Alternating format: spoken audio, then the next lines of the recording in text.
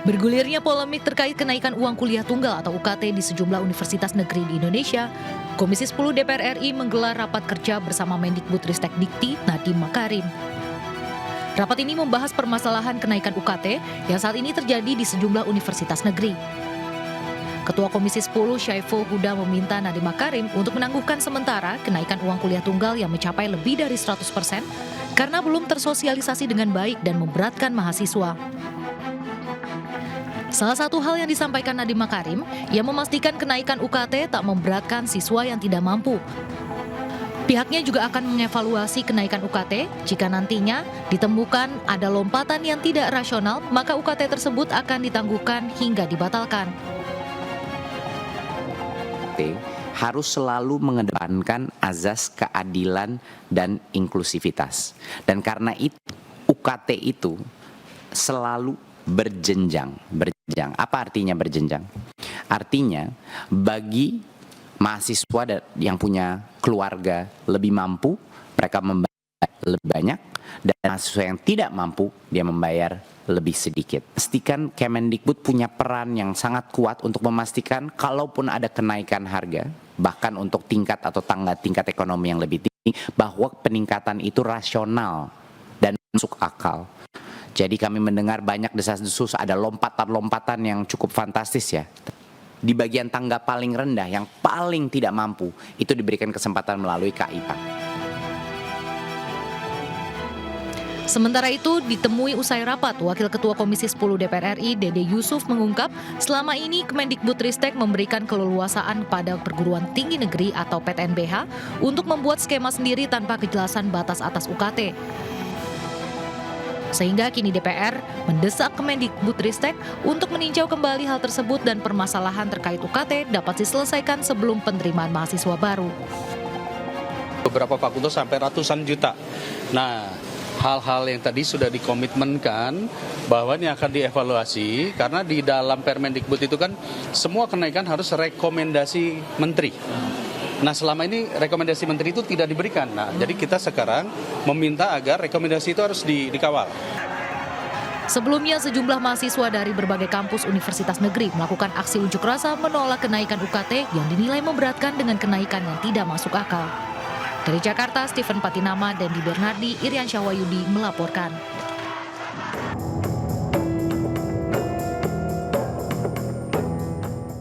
Musisi Ahmad Dhani sukses meraup suara dalam pemilihan legislatif lalu. Ahmad Dhani menjadi caleg DPR RI terpilih dari daerah pemilihan Jawa Timur 1, Surabaya Sidoarjo dengan 134.227 suara. Namun tampaknya Ahmad Dhani urung duduk di kursi anggota Dewan. Kader Partai Gerindra tersebut justru dipersiapkan untuk mengikuti kontestasi Pilkada 2024. Partai Gerindra memastikan Ahmad Dhani akan maju bertarung sebagai calon wali kota Surabaya. Mereka juga mempersiapkan surat rekomendasi bagi pasangan Hovifah Indar Parawansa dan Emil Dardak untuk maju dalam Pilgub Jatim.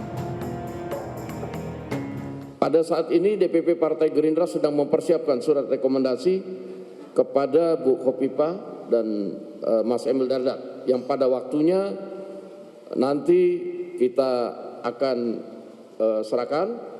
Dan juga untuk Pilkada ya, Partai Gerindra sedang mempersiapkan Ahmad Dhani untuk maju sebagai wali kota. Namun Sufmi Dasko tak membeberkan secara detail siapa pendamping Ahmad Dhani nanti, juga partai-partai koalisi yang akan mengusungnya. Pendaftaran pasangan calon dalam Pilkada 2024 akan berlangsung pada 27 sampai 29 Agustus nanti. Sementara pelaksanaan Pilkada akan dilakukan pada 27 November 2024. Tim Liputan melaporkan.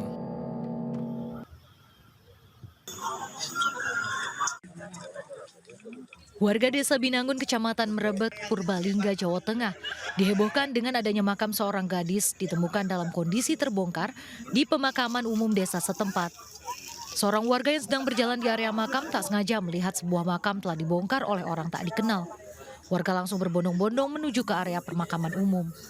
Jenazah Efrinawati, 19 tahun, seorang mahasiswi Fakultas Kedokteran Gigi yang meninggal karena sakit baru sehari dimakamkan. Kondisi makam berantakan dan menyisakan lubang sedalam 1 meter bekas digali. Kemudian kami langsung mendatangi ke TKP, ternyata kondisi kuburan tersebut sudah terjadi kurang lebih 1 meter. Kemudian kami langsung menghubungi pihak ketiga, baik dari Polsek maupun Koramil. Dari hasil pemeriksaan kepolisian, kondisi jenazah masih utuh. Kabar ada makam seorang gadis di gali langsung memunculkan banyak spekulasi yang beredar di masyarakat. Banyak warga menduga ada orang yang hendak mencuri tali kafan untuk mendalami ilmu hitam. Namun dugaan tersebut dibantah Kapolsek Mrebet. Polisi masih melakukan penyelidikan guna mencari pelaku dan motif yang dilakukan. Kuburan tersebut sampai jisim atau jenazahnya alhamdulillah masih utuh. Kemudian tali kafan maupun tali kafannya masih utuh. Warga setempat pun berinisiatif akan melakukan ronda malam di sekitar makam agar kejadian serupa tak terulang. Dari Purbalingga, Jawa Tengah, Catur Edi Purwanto melaporkan.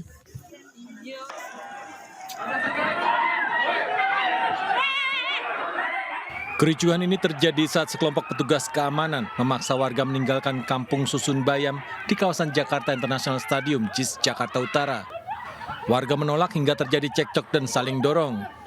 Namun akhirnya sejumlah warga menerima untuk direlokasi. Mereka menggunakan bus yang disediakan Satpol PP Pemprov DKI Jakarta untuk pindah ke Rusun Nagrak Cilincing. Sementara beberapa warga lainnya memilih bertahan. Nah, setelah kami turun ke bawah, ada pihak dari JK yang bawa tol itu katanya memberi kami waktu 30 menit untuk mengosongkan unit ini, rusun ini, ya kan, gitu. Sedangkan dan mereka bilang kami sudah fasilitasi katanya, ya kan, untuk pindah ke Nagrak dan kalau nggak ke Huntara. Sedangkan surat-surat tertulisnya aja nggak ada gitu loh, Mbak. Masa iya sih kami digeruduk secara tiba-tiba kayak begitu, ya kan? PT Jakpro selaku pengelola kawasan olahraga terpadu Jakarta International Stadium menyatakan kompensasi bagi 642 kepala keluarga Kampung Susun Bayam telah diberikan. Nominal yang diterima antara 6 hingga 110 juta dengan total nilai kompensasi 13,9 miliar rupiah. Namun sejumlah warga mengaku belum menerima kompensasi yang dijanjikan hingga memilih bertahan di Kampung Susun Bayam. Dari Jakarta, Rizky Falufi, iNews melaporkan.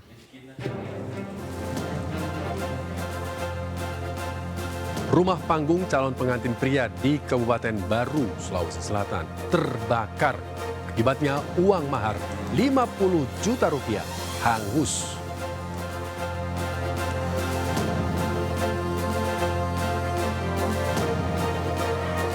Akibat gas motor terputar, bocah berusia 3 tahun tersiram minyak goreng panas dari gerobak tukang gorengan di Yogyakarta.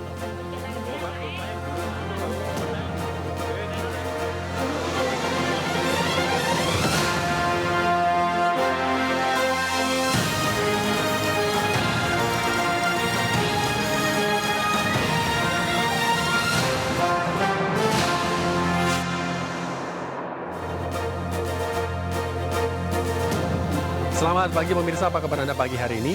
Selain berita utama tadi, sejumlah laporan menarik juga akan menemani aktivitas pagi Anda. Bersama saya Rizky Hasan. Berikut seputar iNews Pagi selengkapnya.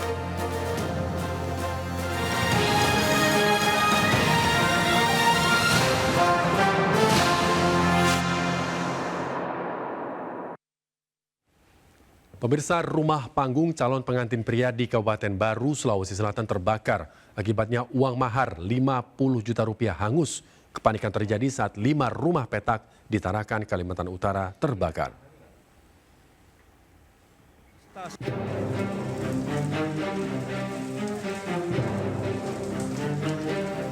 Kobaran api membakar sebuah rumah panggung yang terbuat dari kayu di Jalan Matiro Bulu, Kecamatan Malustasi, Kabupaten Baru, Sulawesi Selatan. Banyaknya material yang mudah terbakar membuat api cepat membesar. Warga sekitar berupaya memadamkan api dengan alat seadanya. Akibat kejadian ini, tak hanya menghabiskan seluruh bangunan, namun juga menghanguskan perhiasan dan uang tunai 50 juta rupiah. Uang tersebut direncanakan digunakan sebagai ulangin. Uang tersebut rencananya akan digunakan sebagai mas kawin atau mahar yang akan dilakukan dalam waktu dekat. Dugaan sementara api berasal dari arus pendek listrik. Persiapan Uang panai. Ya, emas, uang panai, berasnya juga, satu stek. Kalau uangnya sendiri ada berapa? Uangnya 50, kurang lebih 50 juta. Kurang lebih 50 juta ya? 49. Oh ya.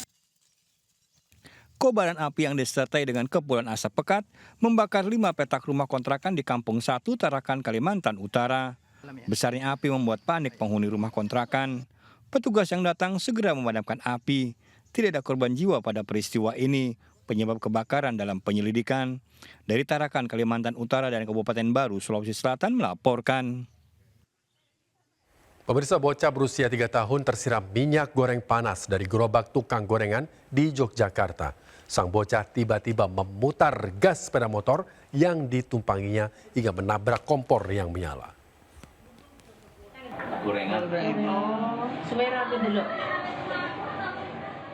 Peristiwa tragis terekam kamera pengawas CCTV. Balita berusia 3 tahun tersiram minyak panas dari gerobak tukang gorengan di Pasar Kota Gede, Yogyakarta. Bermula saat orang tua korban membeli gorengan tanpa turun ataupun mematikan mesin sepeda motor. Tiba-tiba korban menarik gas sepeda motor. Sepeda motor melaju, menabrak kompor dan wajan berisi minyak goreng panas. Akibat kejadian itu, korban balita luka bakar 64%. Sementara ayah korban luka bakar di bagian kaki dan tangan.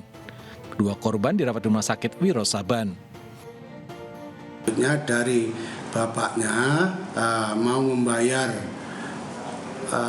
gorengan yang dibeli itu, tiba-tiba anaknya menarik gas yang selanjutnya menabrak kompor dan gorengan tersebut, mengakibatkan anaknya yang umur 3 tahun itu terluka bakar mengenai tangan dan kakinya. Selanjutnya bapaknya menolong juga.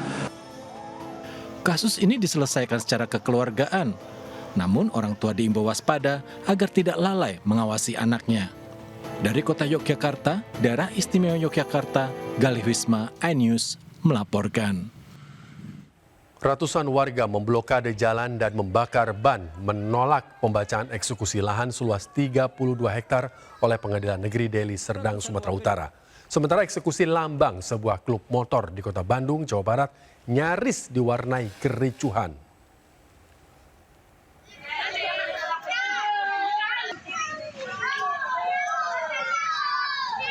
Ratusan warga di kawasan Pasar 4 Desa Helvetia, Deli Serdang, Sumatera Utara memblokade jalan dengan membakar ban. Warga menolak pembacaan eksekusi lahan seluas 32 hektar yang telah 20 tahun mereka tempati. Warga juga meminta petugas Pengadilan Negeri Deli Serdang untuk keluar dari pemukiman dan menuding adanya permainan mafia tanah. Jurusita Pengadilan Negeri Bandung mengeksekusi Lambang klub motor BB 1% MC di Jalan Pajajaran nomor 42 Kota Bandung. Setelah pembacaan eksekusi, BB 1% MC diwajibkan membubarkan diri. Dengan eksekusi ini, maka yang berhak menggunakan logo hanya BBMC Indonesia. Tapi mereka dengan jumawanya, dengan penuh keyakinan, mereka menolak untuk mediasi dan mereka ingin terus lanjut. Puluhan warga mendatangi sebuah kantor pertambangan di kawasan Gebang, Kabupaten Purworejo, Jawa Tengah. Warga meminta pihak kantor menghentikan aktivitas sebelum perpanjangan kontrak tanah diselesaikan. Hasil mediasi, warga meminta uang muka perpanjangan kontrak dibayar 30%, namun pihak kantor hanya sanggup 10%. Dari Medan dan Bandung melaporkan.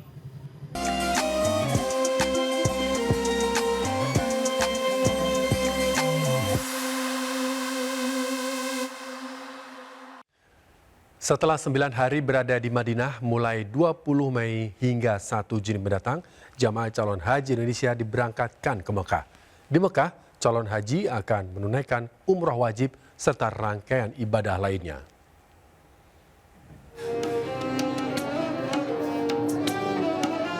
Sedikitnya 8 kloter atau sekitar 3.000 jemaah calon haji Indonesia telah tiba di Mekah, Arab Saudi. Salah satunya kloter JKG 01 dengan 392 orang yang tiba di Hotel Al-Ghadir, Mekah.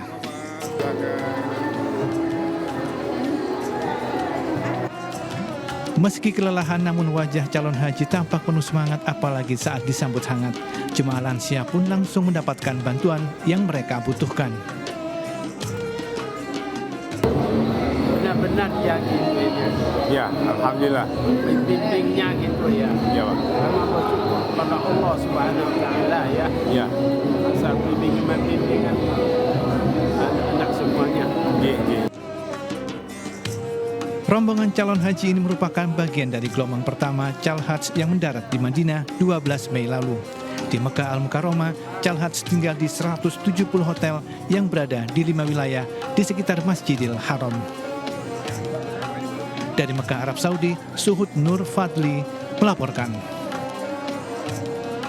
Pemirsa, menabung selama 13 tahun, pasangan suami istri di Mojokerto, Jawa Timur yang bekerja sebagai pemulung sampah berangkat ibadah haji tahun ini.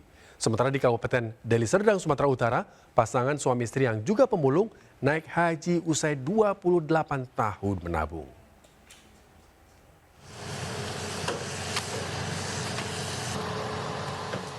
Hampir setiap hari pasangan suami istri Kumaidi dan Siti Fatimah berangkat ke tempat pembuangan akhir sampah di Desa Karangdieng, Kecamatan Kurtorejo, Kabupaten Mojokerto.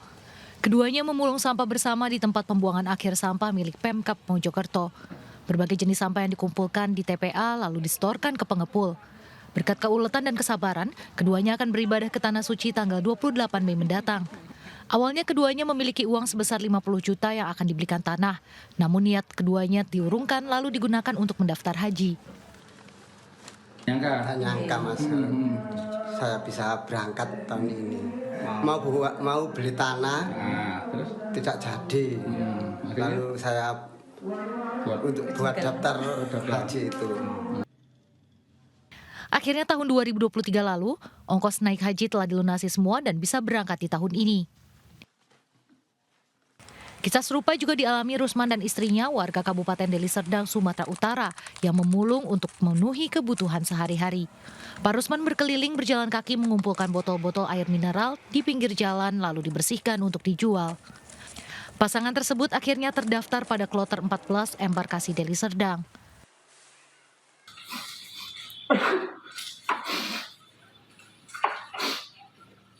Menurut kita nggak mungkin Pak, tapi kalau Allah Ta'ala berkehendak, apa yang nggak mungkin? Itulah prinsip saya Pak. Jadi alhamdulillah, karena biaya yang tak terduga banyak Pak, seperti paspor, seperti kesehatan, seperti kurban dan dam kadang-kadang kita matuk. Selama 28 tahun, keduanya menabung sejak tahun 1996 dengan nominal Rp50.000 hingga Rp300.000 per bulannya. Tabungan akhirnya cukup untuk biaya pelunasan administrasi pada haji. Dari Deli Serdang, Sumatera Utara dan Kabupaten Mojokerto, Jawa Timur, Amiruddin dan Solehuddin melaporkan. Usai dipecat dari PDIP, menantu Presiden Joko Widodo, Bobi Nasution, resmi mendaftar Pilgub Sumatera Utara dari Partai Gerindra. Informasi ini pemirsa akan kami hadirkan untuk Anda. Sesaat lagi tetaplah bersama kami.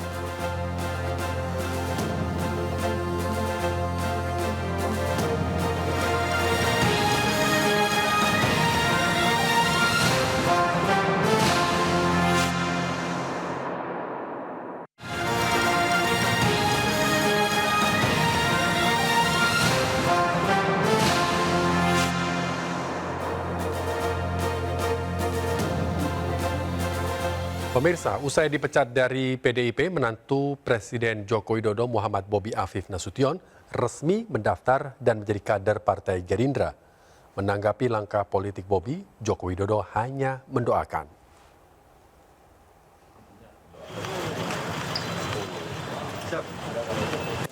Bobi Nasution bersama timnya mendatangi kantor Dewan Pimpinan Daerah Gerindra Sumatera Utara.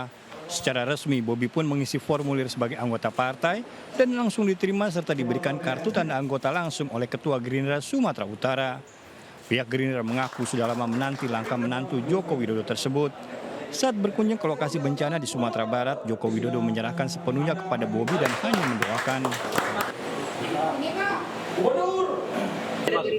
Tanyakan ke Bobi Nasution langsung karena sudah menjadi orang tua, sudah dewasa, tanggung jawabnya, kemandiriannya ada di dia.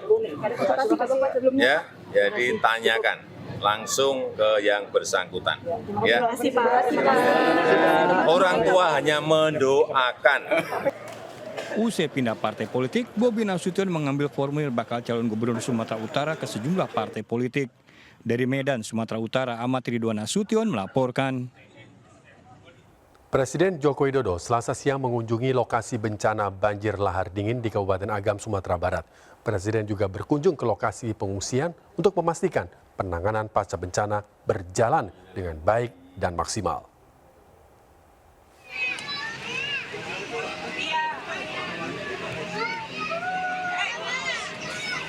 Presiden Joko Widodo mengunjungi pengungsian korban bencana banjir lahar dingin di Kabupaten Agam, Sumatera Barat. Selain memberikan santunan kepada korban bencana, Jokowi juga menyempatkan diri untuk bercengkrama dengan anak-anak yang menjadi korban. Dalam kunjungannya, Presiden turut didampingi Menko PMK Muhadjir Effendi, Sekretaris Militer Presiden Majen TNI Rudi Saladin, dan Menteri PUPR Basuki Hadi Mulyono. Presiden dan rombongan juga melihat langsung lokasi yang terdampak banjir bandang. Sejumlah alat berat tampak dikerahkan untuk membersihkan material bencana. Ada di sini, kemudian juga pembangunan jalan. Pemirsa, nama Anies Baswedan dan Basuki Cahayapurnama atau Ahok masih santer menjelang Pilkada serentak di Jakarta. Meski Partai Keadilan Sejahtera sempat melansir akan mengusung kadernya, namun hasil survei menunjukkan fakta yang berbeda.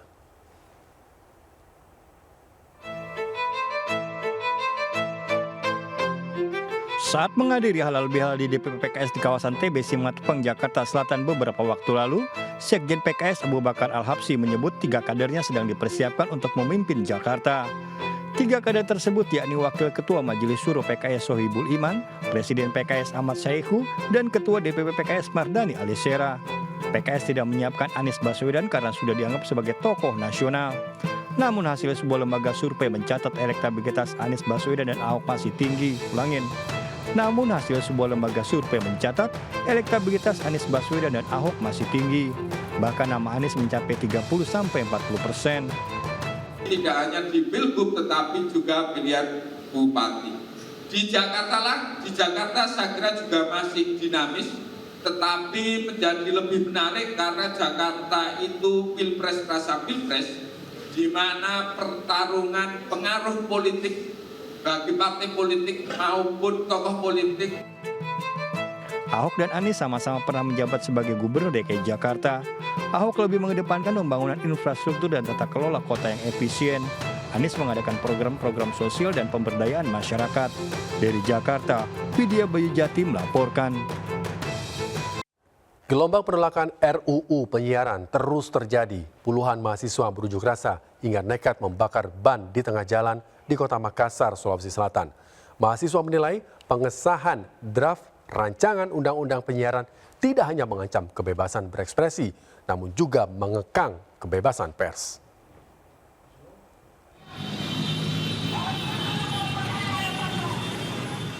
Pengunjuk rasa dari gerakan aktivis mahasiswa menggelar aksi di pertigaan Jalan Andi Pangeran Petarani, Hertasning, Kota Makassar, Sulawesi Selatan. Tak hanya membentangkan spanduk bertuliskan tolak ancaman kebebasan berekspresi, massa mahasiswa juga melakukan aksi bakar ban bekas di tengah jalan. Mereka juga sempat menjadikan sebuah truk trailer sebagai panggung orasi hingga macetkan arus lalu lintas. Massa menolak draft rancangan undang-undang penyiaran yang dinilai tidak hanya mengancam kebebasan berekspresi dan berpendapat, juga mengancam kebebasan pers. Sementara di Medan, Sumatera Utara, jurnalis dari berbagai media cetak, online, dan elektronik mendatangi kantor DPRD Sumut. Puluhan jurnalis menolak rancangan undang-undang penyiaran. Salah satu poin yang menjadi sorotan adalah pasal 50B tentang larangan penyiaran eksklusif jurnalistik investigasi.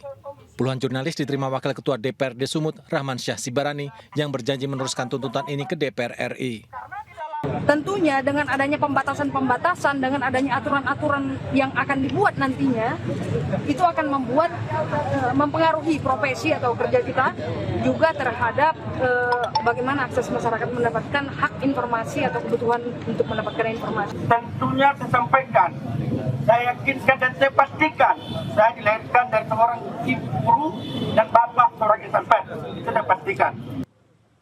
Wakil Ketua DPRD Sumut juga meminta para jurnalis di Medan untuk hadir pada Senin depan mengikuti rapat dengar pendapat. Tim Liputan iNews melaporkan.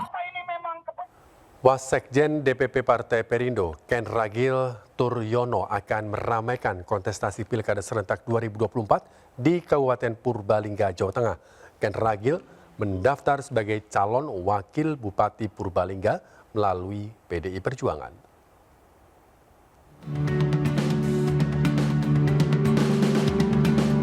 Di antara puluhan kader Partai Perindo menggunakan delman dan mobil bak terbuka, Wasekjen Partai Perindo Ken Ragil Turyono mendatangi kantor DPC PDI Perjuangan Kabupaten Purbalingga. Kedatangan Ken Ragil untuk mengembalikan formulir pendaftaran sebagai calon wakil Bupati Purbalingga. Dirinya siap menjadi cawagup dan bersedia dipasangkan dengan siapapun yang mendapat rekomendasi PDI Perjuangan. Partai Perindo dengan PDI Perjuangan memiliki ideologi yang sama, yaitu Pancasila 1 Juni 1945. Yang kedua, PDI Perjuangan dengan Partai Perindo sudah berkoalisi dalam Pilpres 2024, jadi saya meneruskanlah di tingkat daerah. Harapannya kami solid, kami bisa bekerja sama sehingga apa yang kami harapkan dapat terwujud. Hingga kini sudah ada 4 bakal calon wakil bupati yang mengembalikan formulir pendaftaran ke kantor DPC PDI Perjuangan Kabupaten Purbalingga. Ken Ragil menjadi salah satu pesaing kuat dan Partai Perindo siap memenangkan Pilkada Serentak pada bulan November mendatang. Dari Purbalingga, Jawa Tengah, Catur Edi Purwanto, iNews melaporkan. DPD Partai Perindo Kota Palembang, Sumatera Selatan menerima berkas pendaftaran bakal calon wali kota Palembang Muhammad Hidayat. Politisi Partai Golkar tersebut berharap mendapat dukungan Partai Perindo untuk memuluskan langkahnya menjadi wali kota Palembang.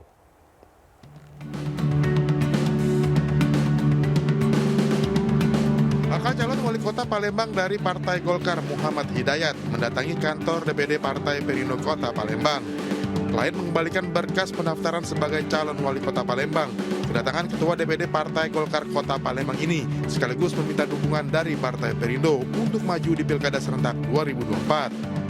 Memang sudah berkomunikasi intens dari minggu lalu bahwa saya ingin membangun komunikasi yang memang sangat luar biasa hari ini. Hadiran saya di hari ini memang untuk mengajak kawan-kawan di Perindo Kota Palembang untuk bersama-sama kita membangun Kota Palembang yang lebih baik. Karena alhamdulillah Partai Golkar yang pertama kali mengambil formulir pendaftaran di Partai Perindo, dan insya Allah setelah pembicaraan kita tadi, insya Allah visi dan misi kita ada kesamaan, mudah-mudahan apa yang diharapkan dan ditujukan dapat tercapai nanti. Partai Perindo akan terus menerima pendaftaran calon kepala daerah di seluruh Indonesia. Harapannya agar dapat membangun daerah lebih baik lagi untuk menuju Indonesia sejahtera. Dari Palembang, Sumatera Selatan, Ahmad Saiful, iNews melaporkan. Pemirsa, keluarga Vina mengaku kaget dengan pernyataan pengacara terpidana pembunuh Vina dan Eki bahwa ada kejanggalan hingga salah tangkap 8 terpidana. Informasi selengkapnya akan hadir sesaat lagi.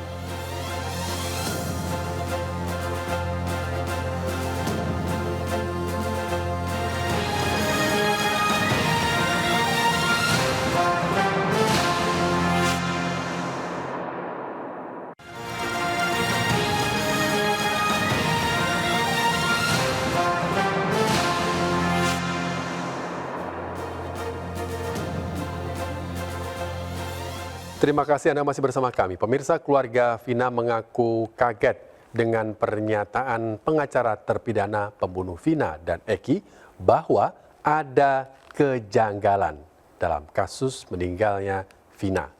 Menurut kakak Vina, Merliana, tidak masuk akal jika terjadi kejanggalan.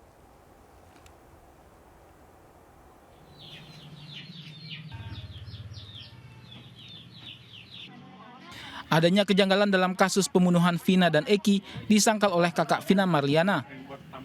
Keluarga Vina mengaku kaget setelah ramai pernyataan pengacara terpidana yang menyebut ada kejanggalan di kasus pembunuhan Vina dan Eki. Menurutnya, tidaklah masuk akal jika terjadi kejanggalan hingga salah tangkap 8 terpidana karena bukti yang ada sudah cukup lengkap. Gitu tuh Mbak? Kaget ya. Ya, kaget nggak? Kaget pasti. Kagetnya gimana Mbak? Kagetnya Nggak nyangka atau bagaimana? Nggak nyangka ya, bukti sudah ada tapi mereka mengelak. Kagetnya di situ sih. Termasuk yang informasi salah tangkap itu? Iya. Bukti apa sih Mbak yang merasa menurut Mbak kuat tuh Mbak?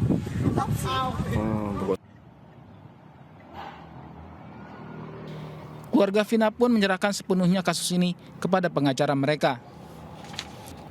Sementara itu, seorang warga yang mengaku menyaksikan langsung proses penangkapan para terpidana pembunuh Vina dan Eka 2016 silam buka suara.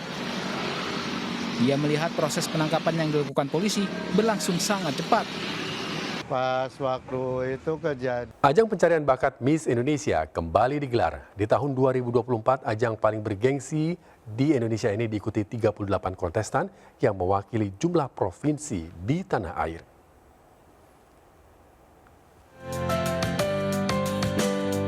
Setelah melalui tahap audisi yang digelar di sejumlah kota besar di Indonesia, ajang pencarian bakat Miss Indonesia 2024 akan digelar di Jakarta. Babak Grand Final ajang bergengsi yang diikuti 38 kontestan dari tiap-tiap provinsi di Indonesia akan dimulai pada 25 Mei 2024 mendatang. Para kontestan telah menjalani masa karantina dan telah mendapat pelatihan seperti modeling, public speaking, tes psikologi, dan berbagai macam tes lainnya. Iya, kita tahu bahwa Miss Indonesia bukan hanya beauty pageant, bukan hanya berbicara tentang kecantikan, tetapi kita melihat sebagai Miss Indonesia itu adalah sebagai perempuan yang utuh, yang mana kita merasa bahwa Miss Indonesia itu perlu mempunyai integritas yang bisa membawakan dirinya di dunia luar tentunya. Jadi memang value yang dipegang Miss Indonesia seperti yang sudah disampaikan dari dulu, dari tahun ke tahun itu sebenarnya manners, impressive, smart, social. Nah, keempat ini tuh sebenarnya adalah hal yang harus setiap wanita implementasikan, terlebih sebagai Miss Indonesia untuk agar mereka itu bisa perform secara optimal. Berbeda dari penyelenggaraan Miss Indonesia sebelumnya, tahun ini akan diselenggarakan beberapa program fast track terbaru, seperti art fotografi dan multimedia podcast yang mengangkat tema pemberdayaan wanita. Dari Jakarta, Else Keshi, Jemi Jasin, iNews melaporkan. Menteri Perindustrian membuka seminar sawit 2024 dalam rangka Hari Ulang Tahun Emas Politeknik Ati Padang dan Industrial Vocational Fair tahun 2024 Regional Sumatera. Dalam seminar, para ahli, praktisi, dan pemangku kepentingan lainnya berbagi pengetahuan, pengalaman, serta solusi inovatif.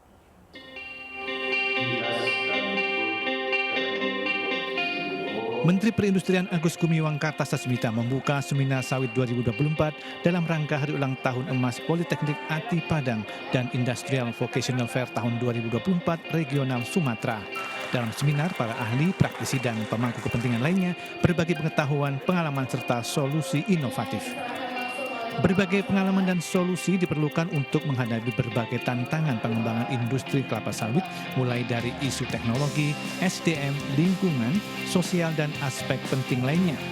Kegiatan ini sekaligus sosialisasi penerimaan siswa dan mahasiswa baru tahun 2024 pada unit pendidikan vokasi di lingkungan Kementerian Perindustrian, serta salah satu langkah membangun kesadaran pengembangan pendidikan vokasi kepada seluruh stakeholder. Karena kita tahu sendiri Ati Padang ini adalah salah satu Poltek Kemenperin yang menyiapkan SDM industri yang kompeten dan berdaya saing global, yang sekaligus lulusan-lulusannya diterima bekerja di industri. Seminar merupakan rangkaian kegiatan Industrial Vocational Fair 2024 yang dilakukan di 4 regional, yaitu Jawa Barat, Jawa Tengah, Sumatera, dan Sulawesi. Selain seminar, juga digelar temu industri, bazar, job fair, open house, science competition, dan fun walk dengan sekitar 1.000 peserta. Dari Padang, Sumatera Barat, Budi Sunandar melaporkan. Razia parkir liar kembali dilakukan di Jakarta. Mengetahui kedatangan petugas, sejumlah juru parkir melarikan diri hingga bersembunyi di kamar mandi minimarket. Seorang pengendara mobil wanita juga berusaha kabur usai menabrak mobil lain.